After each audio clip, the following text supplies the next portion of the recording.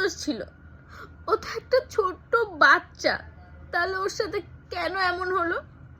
এর আগে যে ঘটনাগুলো ঘটেছে সবাই বলেছে ওর পোশাক খারাপ ছিল, ওর চলাফেরা খারাপ ছিল, সে রাত ফিরাতে বাইরে গেছে দেখেই নাকি তার সাথে এরকম হয়েছে। তাহলে এই বাচ্চাটার সাথে কেন এমন হলো?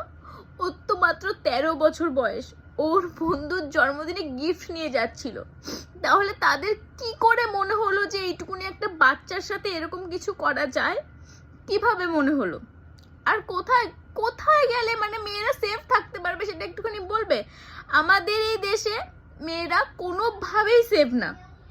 এখন রাস্তাঘাটে বেরোতে গেলে ভয় লাগে যে কে কোন কোন নজরে দেখছে, কে কিভাবে দেখছে, কখন কার সাথে কি হয়েছে। বাড়িতে ছোট বোন আছে, সে যখন পড়তে যায় তখনও ভয় লাগে যে আমার ফ্যামিলি কারোর সাথে এরকম যে হবে না, তার তো কোনো গ্যারান্টি নেই। এখন তো এটাই মনে হয় যে মেয়ে হয়ে জন্ম নেওয়াটাই ভুল হয়েছে।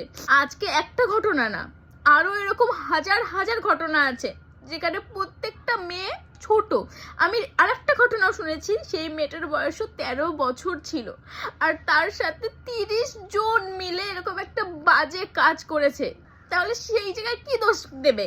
যে সেই মেয়েটা খারাপ পোশাক পরেছিল, না সেই মেয়েটা খারাপ?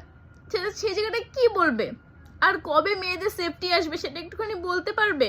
আমি শুনেছি বারুইপুরে যে ঘটনাটা ঘটেছে তার মধ্যে একজনকে পিটিয়ে মেরে ফেলেছে আর একজনকে পুলিশ ধরে নিয়ে গেছে। আর যাকে পিটিয়ে মেরে ফেলেছে না, আমি মনে করি একদম ঠিক কাজ করেছে, একদম ঠিক।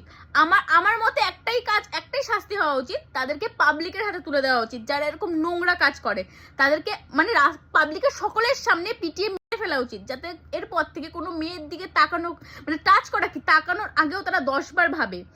তাদেরও তো ঘরে মা বোন থাকতে পারে, তাহলে তারা এই ধরনের কাজ কিভাবে করে যে একটা বাচ্চার সাথে তারা এই ধরনের আচরণ করতে পারে? আমি চাই এই ঘটনাটার এরকম একটা শাস্তি হোক যাতে নেক্সট টাইম থেকে কেউ এই ঘটনা ঘটানোর আগে 10 বার ভাবে।